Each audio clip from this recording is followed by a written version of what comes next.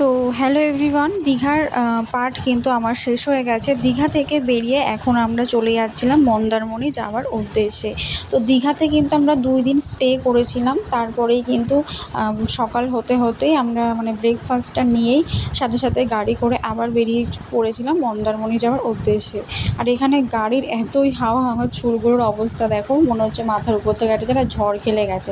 তো যাই হোক, জোকস অ্যাপার্ট, ঘুম ঘুম চোখে সবারই একটু ঘুম ঘুম চোখ ছিল, কারণ আমরা কিন্তু প্রায় ভোর 5:30টার দিকে বেরিয়েছিলাম।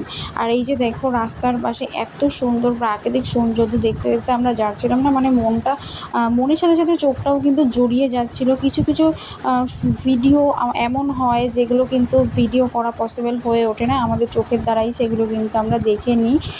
তো যেটুকু আমার পসিবল হয়েছে তোমাদের সাথে শেয়ার করছি এখানে। আর এখানে দেখতেই পাচ্ছ, কাকু ড্রাইভ করছিল আর বাবা কিন্তু পাশে বসেছিল। আর আমরা তো মিডিল পজিশনের সিটেই ছিলাম, আর ভাই দুটো কিন্তু পেছনে ছিল লাগেজের সাথে। তো যাই হোক, এরকম একটা প্রাকৃতিক সৌন্দর্য দেখতে দেখতে আমরা যাচ্ছিলাম।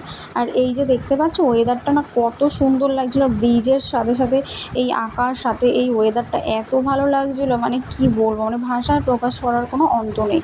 তো যাই হোক, আমরা কিন্তু মন্দারমণিতে একদমই ঢুকে গেছি, সেটা তোমরা দেখতেই পাচ্ছ। ভিউগুলো কিন্তু অনেকটা চেঞ্জ হয়ে গেছে।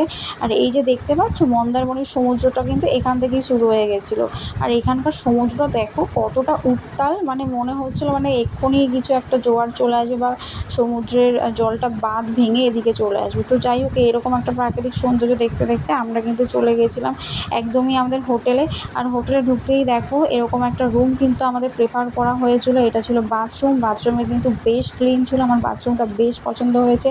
আর রুমটাও যেরকম আগের হোটেলটাও ছিল, এরকম সমস্ত কিছু ফর্মালিটিস এখানে দিয়েছিল। এরকম এখানেও কিন্তু একটাই বেড ছিল, বেডটা অনেকটা বড় ছিল, 3জন হামেশাই শোয়া যায়। আর সাথে কিন্তু একটা সোফাও ছিল, যেটা কিন্তু পরে বেড করা যায়, সোফা কাম বেড। এই যে দেখতে পাচ্ছ, মিরর থেকে আমি তোমাদের পুরো ঘরটা একবার দেখিয়ে দিলাম। তো যাই হোক এবার আমরা চলে যাব ছাদের দিকে। এই যে দেখতে পাচ্ছ, ব্যালকনির ওপাশেই কিন্তু বড় একটা ছাদ।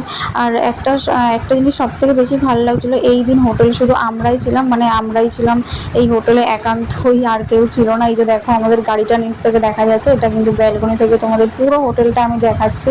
হোটেলটা কিন্তু অনেকটা বড় ছিল আর খুবই সুন্দর ছিল, আগের হোটেলটার থেকে এটা কিন্তু আমার বেশ পছন্দ হয়েছে। তো এবার আমরা চলে যাব সুইমিং পুলের পাশ থেকে হেঁটে হেঁটে একটু সমুদ্রের দিকে, কারণ মন্দারমণির সমুদ্রটা এবার আমরা অনেক কাছ থেকে দেখবো। এই যে দেখতে পাচ্ছ, রেলিংয়ের পাশ থেকে আমরা হেঁটে যাচ্ছিলাম, এটা কিন্তু হোটেলেরই অংশ। আর তার ওই পাশে দেখতে পাচ্ছ কত বড় একটা সুইমিং পুলের নাম বই, সেটা হচ্ছে এসে। তো যাই হোক, দেখো, তোমাদের সাথে কথা বলতে বলতে আমি কিন্তু চলে এসেছি একদম মন্দারমণির সি বিচ। আর আমার এত ভালো লাগছিলো, সমুদ্রের চারিপাশে কেউ ছিল না, শুধুমাত্র আমরা গোটা কয়েক 6-7 জন ছিলাম। আমার এত ভালো লাগছিলো সমুদ্রটা এই সকালবেলা উপভোগ করতে। তো তারপরে এগুলো দেখার পর এখন আমরা চলে যাব ব্রেকফাস্ট করতে আবারও হোটেলে। তো দেখা হচ্ছে একদমই পরের ভিডিওতে, সেখানে কিন্তু আমি আবার একটা বিচে যাওয়ার জন্য বিচ ওয়্যার করব আর তোমাদের লাল কাঁকড়ার দেশে নিয়ে যাব। তো চলো, আজকের ভিডিওটা এই পর্যন্ত, টাটা।